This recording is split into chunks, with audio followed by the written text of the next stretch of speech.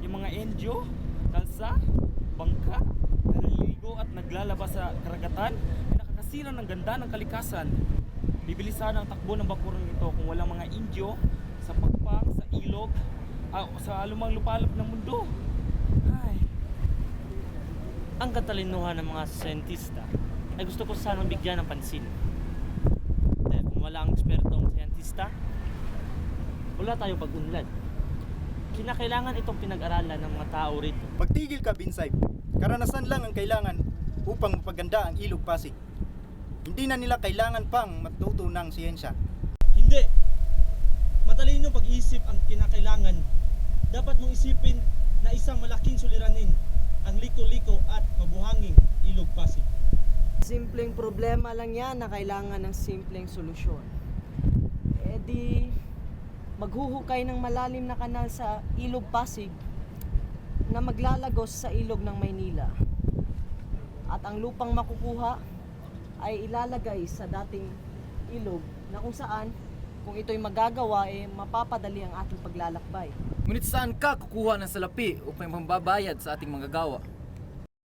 Walang maghuhugod sapagkat pipiliting gumawa ang mga mamamayan, bata man o matanda. Walang magandang maidudulot yan kundi kaguluhan lamang. Kaguluhan? Bakit? Nag-aalsa na ba ang mga Ehipto? Nag-aalsa na ba ang mga Hudyo laban kay Tito? Ngunit hindi Ehipto at hindi Hudyo ang inyong kaharap. Anumang Pilipino na minsang naghimagsik. Ang panahong tinutukoy nyo ay ang panahong nakalipas na. Hindi na muling maghihimagsik ang bansang ito. At sama sa nagaway, piliting magbayad ng malaking buwis.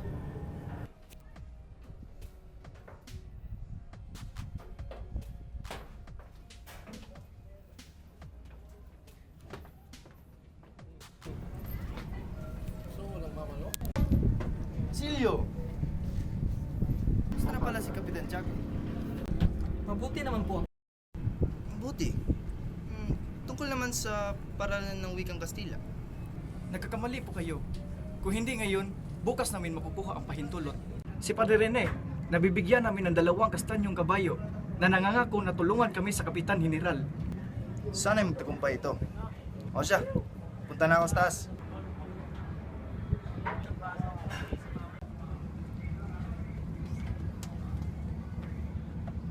Ano naman ang sabi ng iyong amain tungkol kay Paulita? Pinapalalahanan ako sa muling Pilates na mapuhang asawa.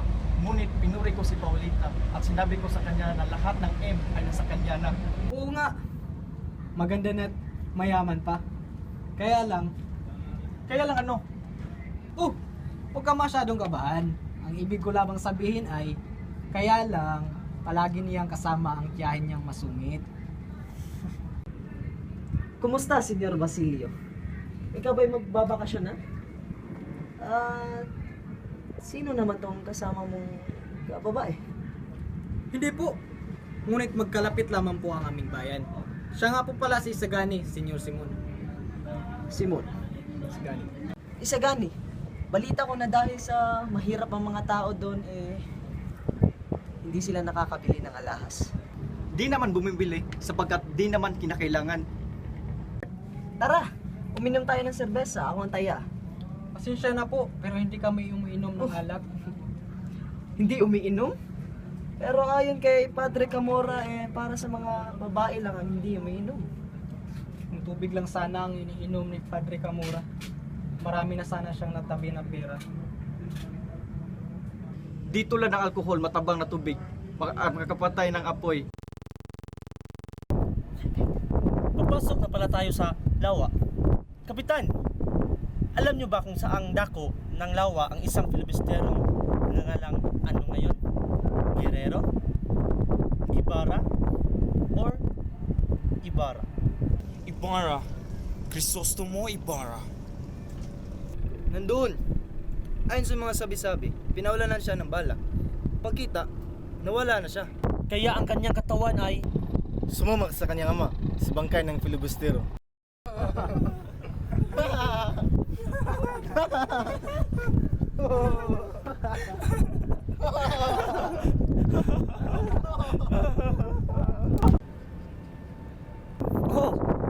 Senyor Simon, namumutla ka yata. Ikaw, na isang lalakbay, ay tagot sa isang patak na tubig na ito.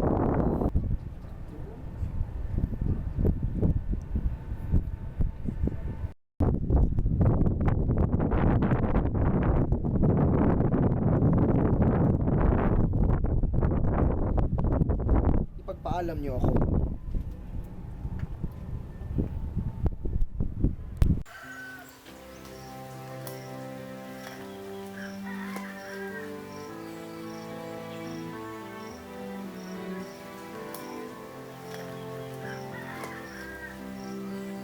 Kumusta ka na aking ina? Matagal-tagal na rin po ah. 13 taon na po pala ang nakakaraan. Pero sariwa pa rin po ang lahat dito sa aking isipan.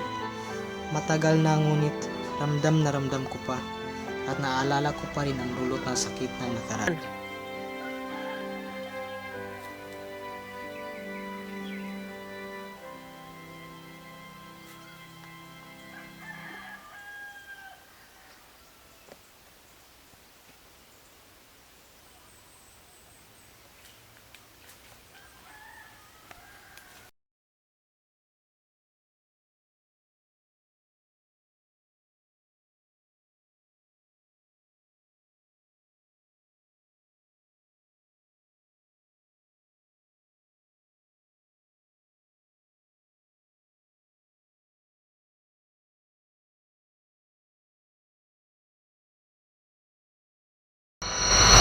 Si Don Simon? Bakit kaya nandito si Ginoong Simon? Ano kaya ang ginagawa niya rito? May matutulong po ba ako sa inyo, Ginoo? Anong ginagawa mo sa gubat na to? Kung naaalala niyo, sa mismong buwan ako, 13 taon na ang nakaraan. Kayo po ang bigay sa akin ng pakikirama. At sa tingin mo, sino ako? Kayo po si Crisostong Ibarra, na sa pagkakaalam ng lahat ay patay na. Isang nakakamatay na lihim ang iyong nalalaman. Isang lihim na maaring ikapapahamak. Isang lihim na maaring masuyo ka sa aking mga kamay. Isang lihim na maaring masisira ang aking plano ng paghihiganti. Mali pala ang pagkakilala ko sa inyo. Sa tingin mo, ako talaga si Simon. Halika dito kaibigan. May sasabihin mo.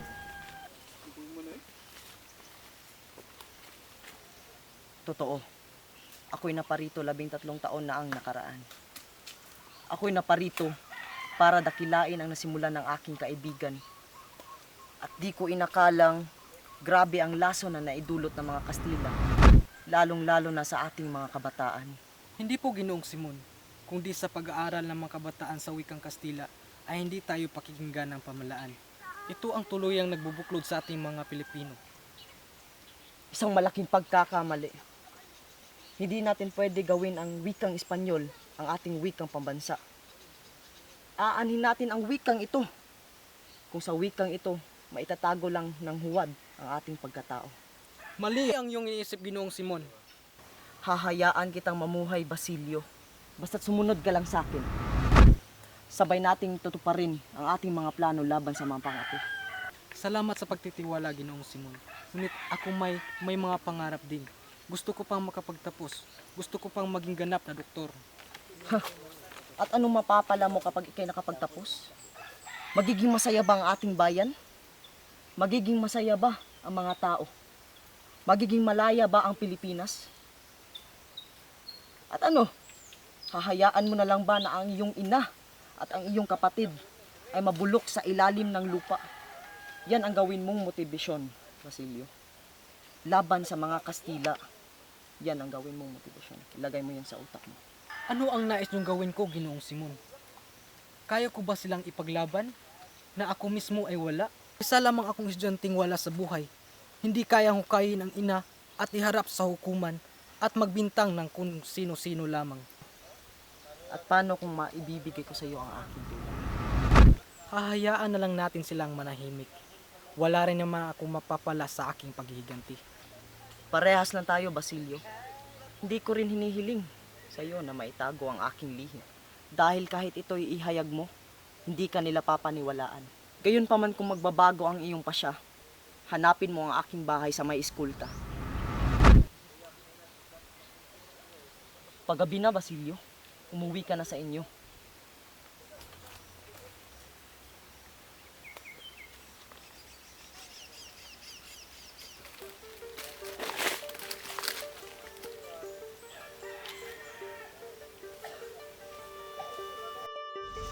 Tama kaya ang aking gagawin?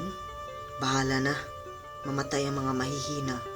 Matitira ang mga malalakas. Konting pagtitiis na lang.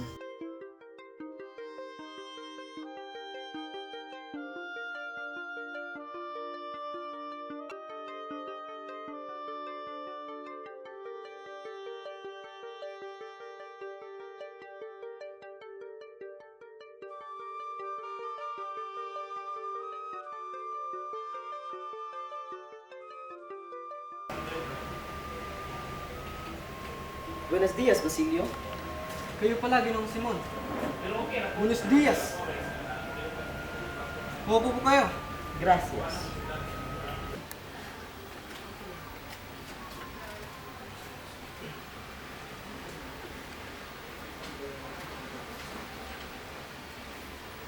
Kumusta na pala si Kapitan Tiago? Mahina na ang pulso. Wala nang ganang kumain. At kumalat na ng tuluyan ang lason sa kanyang katawan. Parang Pilipinas lang. Habang tumatagal, lalong humihina. Napansin ko pala, Basilio, hindi mo na binabasa ang mga libro na aking binigay. Mga ilang oras lang, magsisimula na ang himagsikan. Wala nang universidad, mag-aaral, at wala na rin ang mga magpapahirap. Pero nandito talaga ako para sa dalawang bagay, Basilio. Ang kamatayan mo o ang iyong kinabukasan. Sa panig ng mga api o sa panig ng ating inang bayan. Hindi ko po alam. Magpasya ka! Ano ho ang gagawin ko? Ito ang gagawin mo. Pamunuan mo ang isang pangkat at salakayin ang kumbento ng Santa Clara. Ilabas mo doon ang isang taong maliban sa iyo, ni Kapitan Tiago at ni Maria Clara na siya ang nakakaalam.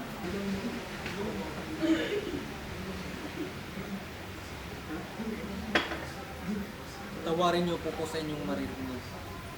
Ngunit, patay na po si Maria Clara. Patay na? Hindi totoo yan! Ika-anim ng hapon nang siya'y mamatay. Pumunta ako sa kumbento upang makibalita. Nasabihin nila sa akin ang lahat. Narito ang sulat ni Padre Salvo na dinala ni Padre Rene.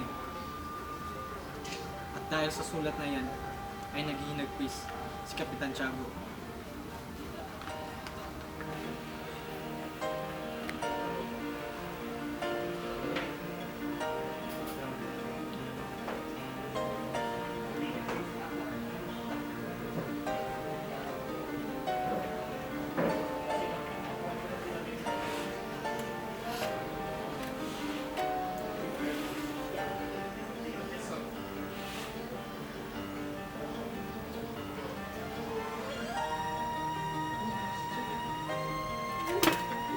Matagal ko na palang hindi alam.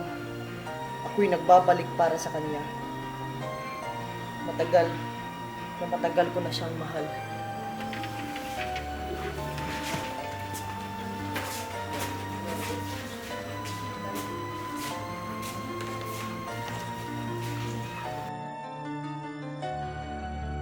Kawawang nilalang. Lalo siya naghirap. Nagtiis ng mahabang panahon para sa kanyang iniibig. Itong kanyang paging tiyanti ay nakakapanghinayang.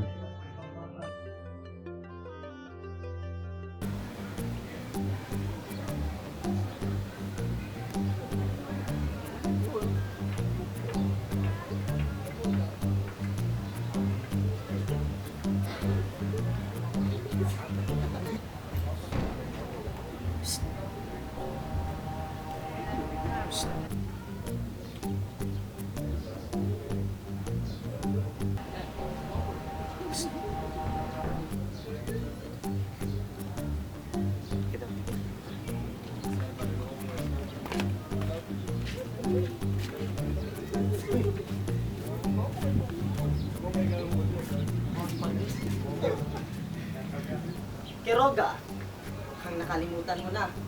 Nasaan ang 9,000 mong utang? Wala na ako pera kasi empleyado, special, teniente, sundalo, sila lahat utang akin. Pero hindi sila bayad akin. Kaya hindi ko na alam paano ako bayad utang sa iyo. Sayang, wala pa naman akong pera. Pero kung gusto mo, gawin natin 7,000 ang iyong utang. Basta't may pasok mo lang ang kahon ng mga laparang bakal, porsilyana at mga sandata para sa mga kora. O ano, papayag ka? Sige, pero basta kita pera. Delikado kontra bando. Baka huli tayo, kita sundalo. Shh! Huwag kang maingay. Mamayang gabi, may darating na mga kahon ng mga sandata. Tulungan mo akong itago ito sa inyong bodega.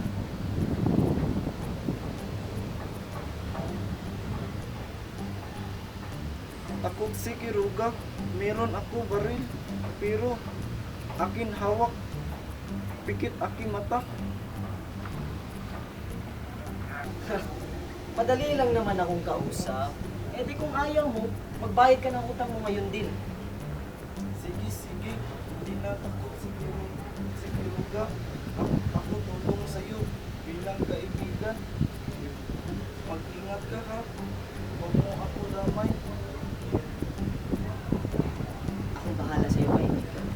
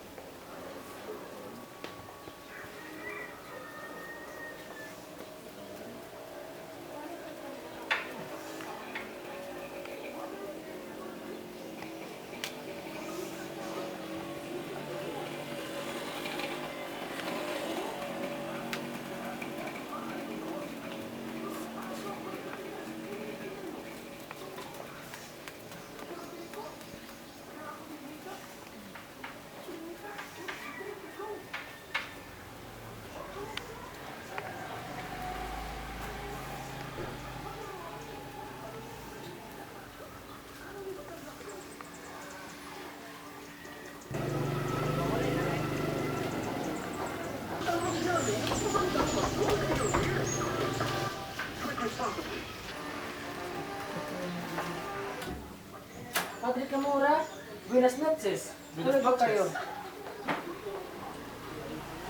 Umupo po kayo, Padre. Salamat. Padre, hindi ko po inasahan ang pagdating niya dito. Bakit po kayo? Nais ko lang naman bumisita sa isang Pilipina. Naman, Padre. Ika lang, meron lang ako para sa inyo.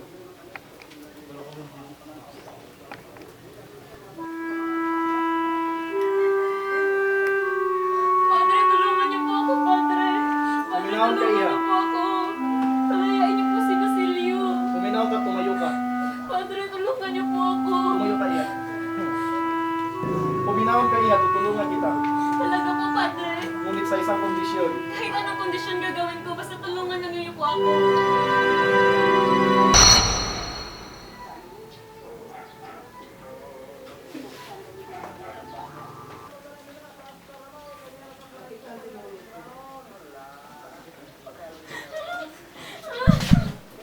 Wag po, Padre!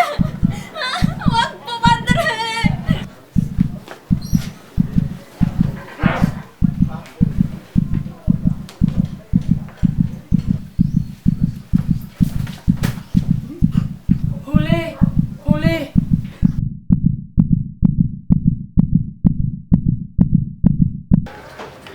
Huli! Huli! Huli! Huli!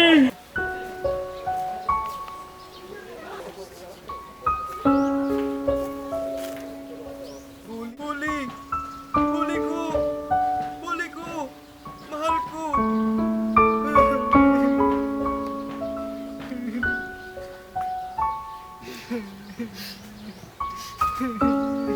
Pinuntahan niya si Padre Kamura upang magpapalaya sa iyo. Ngunit hindi niya akalain na doon palang magwawakas ang kanyang buhay.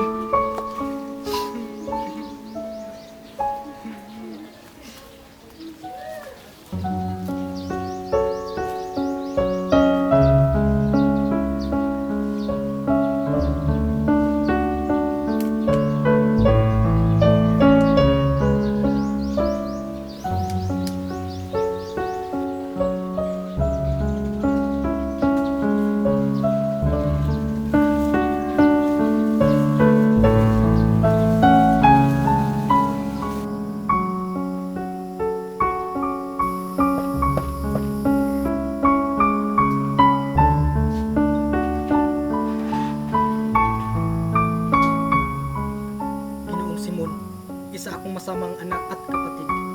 Nakalimutan kong ang aking kapatid ay pinatay at ang aking inay pinahirapan. Pinaparusahan na ako ng Diyos. Wala na akong maramdaman kundi galit at pagiganti. Kung ganun pa man, halika, dumayo kayo mga kaibigan.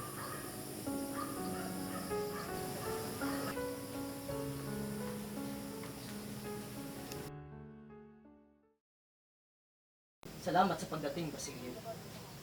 Magandang gabi mga kaibigan at salamat sa inyong pagdating mga katipunero. Magsiupo kayo.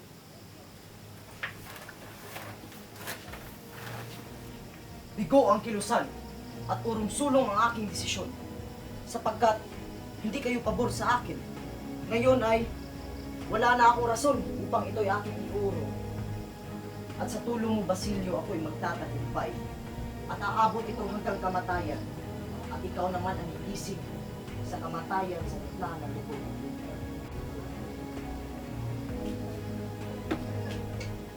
Para saan naman ang lamparang iyan? Maghintay ka.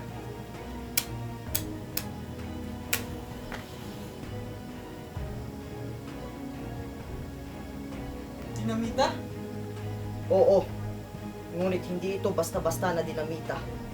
Ito ay mga naaambak na mga kagamitan ng mga api at walang katuwiran. Mamayang gabi ay magkakaroon ng fiesta. Ilalagay nyo ang dinamitang ito sa gitna ng handaan. At sa panahon na mawala ang ilaw na ito, ay sasabog ang bomba. Sasabog? Sasabog? Sasabog? Kung ganun, hindi nyo na ako kailangan. Iba ang iyong gagawin, Basilio. Pagkarinig at pagkarinig mo ng putok, ay lalabas lahat ng katipunero patungo sa kinaroroonan ni Kabesang Tali sa Santa Mesa. Sabay-sabay nalulusob ang lahat. Magkakagulo ang mga tao. At ikaw naman, Basilio, ikaw ang mamumuno sa iba. Pupunta kayo sa isang bahay at kunin ang mga sandata. At kami naman ni Kabesang Talis ay susubukan naming agawin ang isang tulay. Maganda ang lahat. Mamamatay ang mga mahihina. Lahat? Lahat ng unang laban? Oo, lahat. Lahat ng mga mistiso, insect, kastilang duwag. Sisibol ang bagong lahi. Ang bagong lahi na kailanman hindi magpapaapi. At ano na lamang ang sasabihin ng mundo sa ating gagawin? Pupurihin tayo ng daigdig. At ano naman ang pakialam ko kung pupurihin tayo o hindi? Maghintay ka sa harap ng San Agustin na simbahan. Mga alas 10 na gabi, aasahan ko ang suporta. Para sa kalayahan, mabuhay ang Pilipinas! Mabuhay!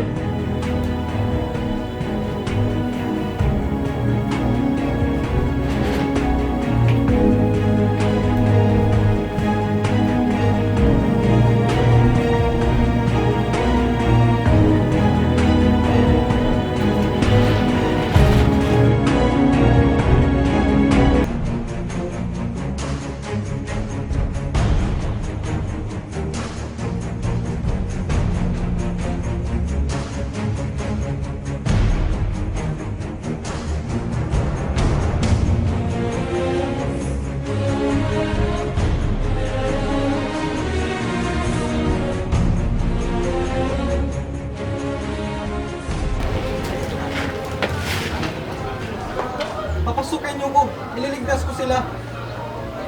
Hindi ka pwedeng pumasok. Tignan mo ang iyong kasuotan. Papasukin niyo ako! Papasukin niyo ako!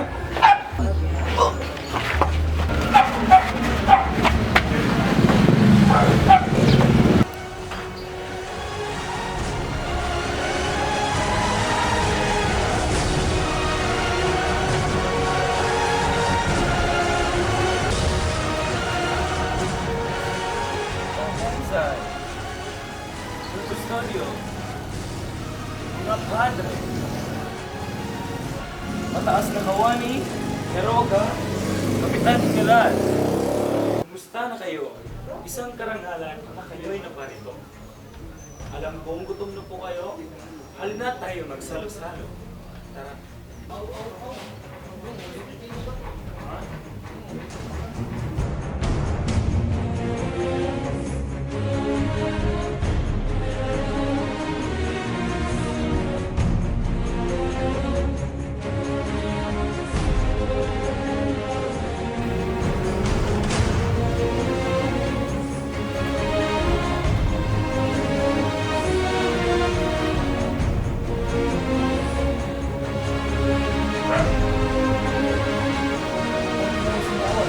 Samahan mo naman kami sa aming kaunting isang kasal. Buenas noches mga kaibigan.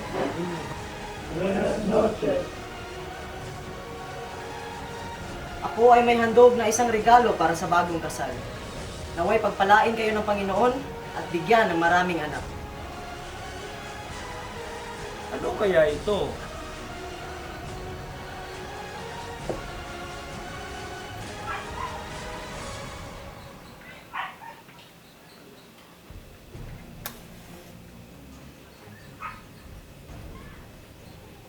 Excelente!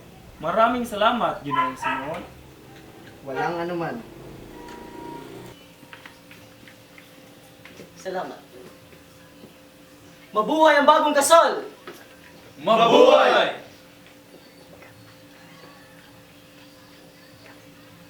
Magpapahangin muna ako mga kaibigan.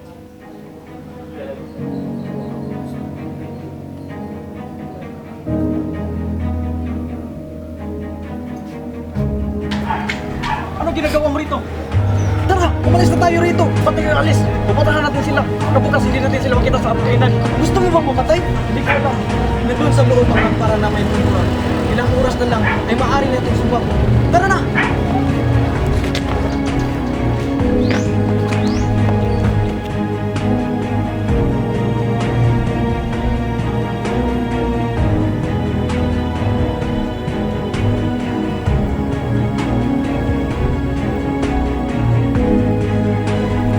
Mga kababayan, sisimul na ang bagong lahi na kailan may hindi magpapapi. Mabuhay! Mabuhay! Ngayong gabi ay makakamit na natin ang kalayaan! Para sa kalayaan! Para sa kalayaan! Ano kaya ito?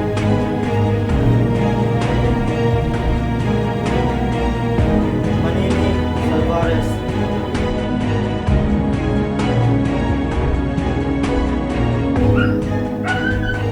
Krisis mo Ibarra, siya ang nasa likod dito. Hingin siya ay namayapa na. Walang dapat ipangamba. Tuloy ang isayahan. Walang bisa ang kanyang biro. Magnanakaw! Yun ang udya! Sugod! Sugod! Sugod!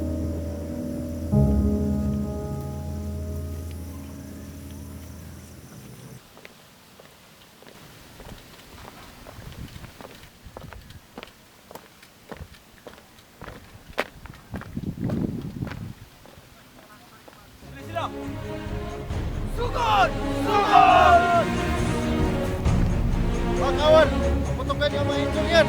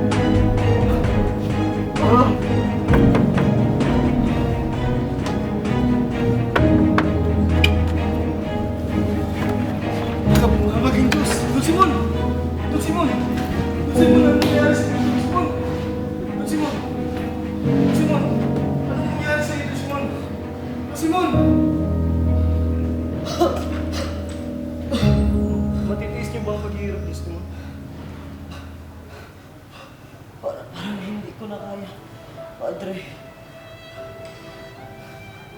Walang silbi ang aking buhay. Parang makakamtan ko na ang walang hanggang kapayapaan. Mahabaging Diyos, meron akong gamot. Kukunin ko na, Huwag ka nang mag-aksaya ng panahon, Padre. Ay, hihilingin sana ako. Tulungan mo akong mamatay na walang kasamaan sa aking dibdib. Papatawarin ka ng Diyos, anak. Alam niyang hindi mo ginusto ang lahat. Na ikay mapuno ng galit at paghihiganti. Patawarin niyo po, Ama. Ang Diyos ang siyang may likha ng lahat.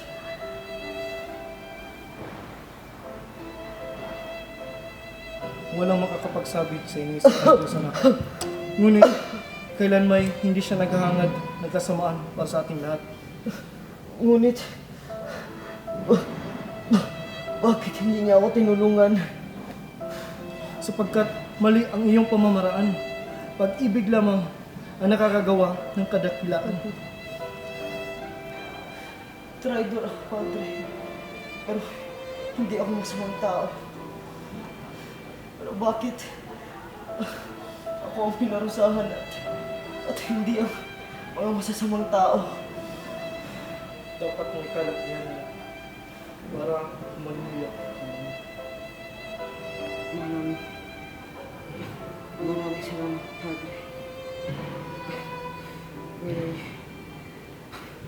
Mayapan ang aking kalooban.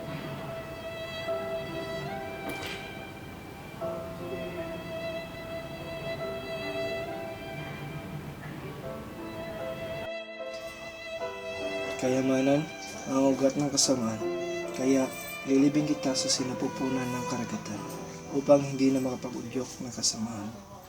Ngunit kung kakailanganan ka ng tao para sa marangal na hangarin, hayaan mo siyang matagpuan ka para sa kabutihan, ngunit babantayan kita.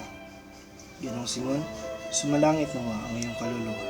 Ang iyong sikreto'y dadalhin ko hanggang sa aking kamay.